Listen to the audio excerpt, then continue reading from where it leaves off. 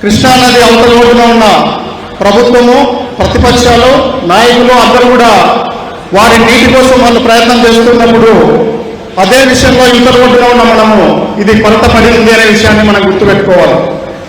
అంతేకాకుండా రాయలసీమ ఎత్తిపోతల పథకం అనేది ఈ రాష్ట్రంలో సగానికి సగం ప్రాంతానికి సంబంధించింది. జనాభాలో సగానికి జనాభాకు సంబంధించిన అతిపెద్ద పథకం అని మీరు గుర్తుపెట్టుకోవాలి. తుంగభద్ర, కృష్ణానది, పెన్నా నది ఉప ప్రాంతంలో, పరివాహక ప్రాంతాల్లో ఉన్న అన్ని కాలువలు, చెరువులు, ప్రాజెక్టులకు ఇది ఒక జీవనాడిగా రూపొందే అవకాశం ఉందనే విషయాన్ని కూడా మీరు గుర్తుపెట్టుకోవాలి. ఒక రాజధాని కోసం లక్షల కోట్ల రూపాయలు ఖర్చు పెట్టడానికి, అప్పు చేసి మరీ ఖర్చు పెట్టడానికి సిద్ధపడుతున్న ఈ ప్రభుత్వానికి రాయలసీమ ఎత్తిపోతల పథకానికి కేవలం 1-2-3 వేల కోట్లు ఖర్చు పెట్టడానికి మనసు రావట్లేదనే విషయాన్ని కూడా మనం అందరం కూడా గుర్తుపెట్టుకోవాలి. అంతేకాకుండా రాయలసీమ ప్రాంతానికి, ప్రజలకు నేరుగా ప్రత్యక్షంగా నష్టం చేయగలిగిన వ్యక్తి ఎవరైనా ఉన్నారంటే చంద్రబాబు నాయుడు అని నేను ఖచ్చితంగా చెప్పగలను. అనంతపురానికి ఆంధ్రప్రదేశ్ పునర్విభజన చట్టం ప్రకారం వచ్చిన AIIMS, all India institute of medical sciences ని ఇక్కడి నుంచి మంగళగిరికి నేరుగా తరలించుకొని వెళ్ళారు.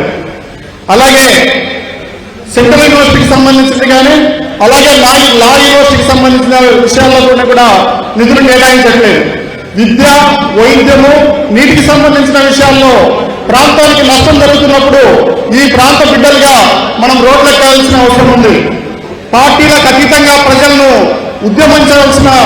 ఉద్యమంలోకి తీసుకురావాల్సిన అవసరం ప్రధాన ప్రతిపక్షంగా మన మీద ఉంది. నెల్లూరు, ప్రకాశాన్ని కలుపుకొని సగానికి సగం ఈ రాష్ట్రం అంతా కూడా ఈ రాయలసీమ ఎత్తిపోతల పథకం కోసం సిద్ధపడితే ప్రభుత్వాలు లొంగి వస్తాయనే విషయాన్ని మీకు తెలియజేస్తూ ఉన్నాను.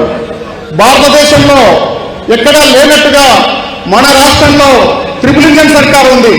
జనసేన, బీజేపీ, తెలుగుదేశం పార్టీలు పరిపాలిస్తున్నాయి. అందువల్ల కేంద్రంలో ఏదైనా అవసరమైన అనుమతులు తీసుకురావడానికి కూడా ఈ ప్రభుత్వానికి సులువు. కానీ వాళ్ళకి ఈ ప్రాంతానికి మేలు చేయడానికి వాళ్ళకు మనసు రావట్లేదని తెలియజేస్తున్నాను. నిధుల విషయంలో కేటాయించడానికి మనసు రావట్లేదు, నీళ్ళని తీసుకురావడానికి వాళ్ళకి మనసు రావట్లేదనే విషయాన్ని మనం గట్టికి తెచ్చుకొని గాంధీ మహాత్ముడు స్ఫూర్తిగా నేను ఈ మాట ఎందుకు చెప్తున్నానంటే, ఆయన సత్య, అహింస అనే మార్గాల ద్వారా స్వాతంత్రాన్ని సాధించినప్పటికీ